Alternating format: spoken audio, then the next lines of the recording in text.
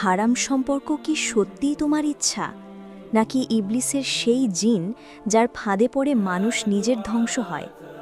আপনি অবাক হবেন, কারণ যাকে আমরা নিজের ইচ্ছা ভালোবাসা স্বাভাবিক অনুভূতি বলে চালিয়ে দিচ্ছি, তার পেছনে কাজ করছে এক ভয়ঙ্কর শয়তানি প্ররোচনা। আমি বলছি ইবলিসের সন্তান আউর সম্পর্কে।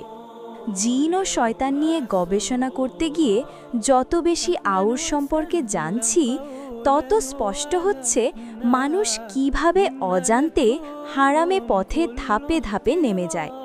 তাই এই জ্ঞান গোপন রাখার সুযোগ নেই, মানুষকে জানাতেই হবে। একজন মুসলিম হিসাবে, একজন দ্বীনের খিদমত হিসাবে আজ এই বিষয়টি তুলে ধরছি সচেতনতার জন্য, ভয় দেখানোর জন্য নয়। প্রথমে ইসলামিক অবস্থান। কুরআনে বা সহিহ হাদিসে আউর নামটি উল্লেখ নেই। ইমাম